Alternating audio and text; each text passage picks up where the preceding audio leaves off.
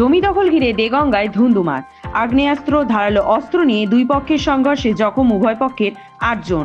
আশঙ্কাজনক অবস্থায় 2 জন ভর্তি বারাসাত জেলা হাসপাতালে। মিস্ত্রি কাজ করছিল, মিস্ত্রি কাজে এসে আমার মাসিতে ভেঙে দেওয়ার পিস্তলের গাড়ি আমার পিস্তলে আমার ঘাড়ে মেরে ঘাড় করে এই ভাটায়। আপনাদের জমিতে পাঁচিল দিচ্ছিলেন? হ্যাঁ, আমার জমিতে আমার রেকর্ড, আমার সব কিছু, আমার তথ্য, আমার সমাজে আমার রেকর্ড, আমার সব কিছু, আমার জমি দলিল। কিন্তু তবু আপনাদের উপরে হামলা করেছে? আমার উপরে হামলা করে সব কালকে সব বিদেশে থাকে, সব ব্যাঙ্গালোর থেকে এসে প্লেনে করে বাড়ি এসে আমার এই করেছে লোকজন, সব ওপারের লোক, ওপার লোক, সেকান্দার লগের লোক। না, আপনারা যে একটা অভিযোগ করছেন যে তাদের হাতে আগ্নেয়াস্ত্র ছিল, বন্দুক ছিল, বন্দুক ছিল, সাপোর্ট সব ছিল, বন্দুক ছিল, বন্দুক ছিল সব। কাদের হাতে ছিল বন্দুকটা? ওই যে আমার ফিরোজ গাজী, সামাদ গাজী। আচ্ছা, ফিরোজ গাজী, সামাদ গাজী এদের বন্দুক ছিল। আর ওর ওই ফিরোজ গাজীর বোনাইদের কাছে। কি চাইছেন এখন আপনারা? আমি আমার বাড়িটা বেশি তো আমার কিছু নেই, আমার একটা ছেলে অ্যাক্সিডেন্টে মারা যায়, আমার বাড়িটা ভেঙে দিয়েছে আমার সাথে। দেগঙ্গা থানার হাদিপুর ঝিকরা 2 পঞ্চায়েতের মেঠোয়াটি গ্রামের ঘটনা। পৈতৃক সম্পত্তি নিয়ে দুই পক্ষের মধ্যে দীর্ঘদিন ধরে বিরোধ চলছিল। এক পক্ষ বিতর্কিত জমিতে পাঁচিল দিলে উত্তেজনা ছড়ায়। দুই পক্ষের অভিযোগ বহিরাগতদের নিয়ে হামলা চালানো হয়। ফুমারা আমার নামে জমি লিখে দিয়েছে।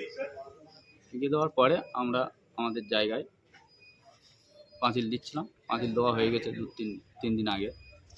আজকের মিস্ত্রিরা কাজ করছে আমাদের সাইডের দিকে কাজ করছে, টাইবিং দিচ্ছিল।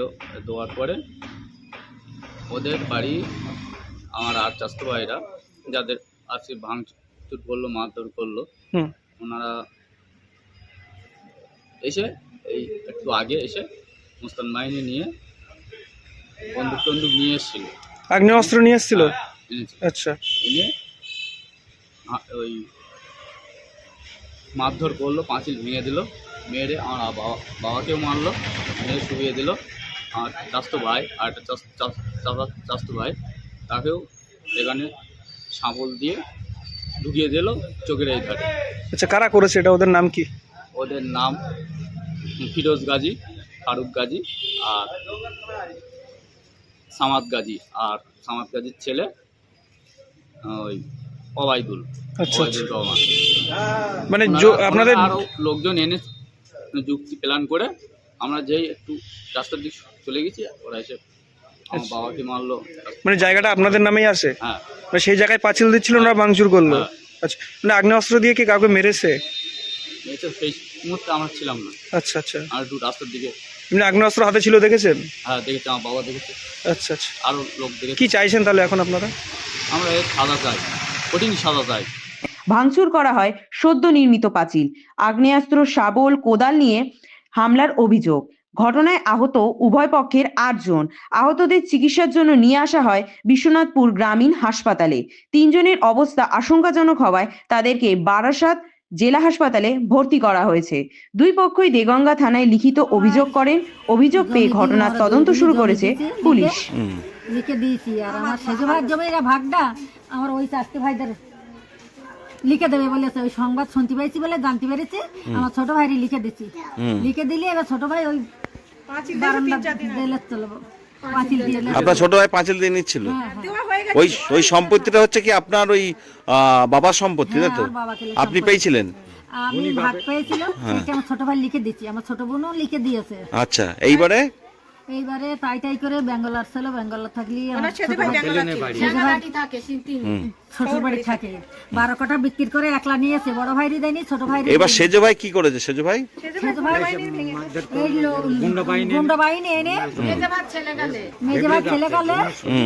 আমার শরীর খারাপ হয়। বাইরের লোকে ভাঙচুর করে 40 জন এনে সব ঘরে ফেরত রেখে দেয়। বলেছে বুধবারে বসবে। ওরা আজকের লোক সৈন্যবাহিনী, মুস্তান বাহিনী এনে রেখে দিচ্ছিল ওদের ঘরে। কারা? আমার ওই মামা, মেজো মামারা আর ছেলে মামা দলবল নিয়ে ওদের ঘরে ছিল। আমরা তো জানি না, আমরা বাড়ির থেকে দুপুরবেলা এসেছি। আসার পরে যেই এইছে ওরা দেখি লোকজন 40টা লোক এসে ভেঙেছে। আমি ভাঙার পরে আমি ওদেরকে ঘরে আটকে রেখে দিচ্ছি যে তোরা বেরোস না, ভাঙতে ভাঙুক। প্রত্যেকের হাতে একটা করে পিস্তল, প্রত্যেকের হাতে, আর সাপল আর কুরুল।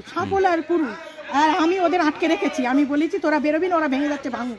তারপরে আমার দেখি যে এখানে আমার ভাইয়ের মেরে রেখে দেখি, আমার ভাইয়ের মেরে রেখে। আপনাদের কজন আহত হয়েছে? হ্যাঁ, কজন? দুটো হসপিটালে ভর্তি আছে। কি দিয়ে মেরেছে সব? সব ছাপল আর বন্দুক ছিল, এরা কুরুল ছাপল আর আমি পিস্তল, অন্তত 10 জনের হাতে আমি পিস্তল দেখেছি, সব লোকগুলো বাইরের, আমি চিনতে পারি।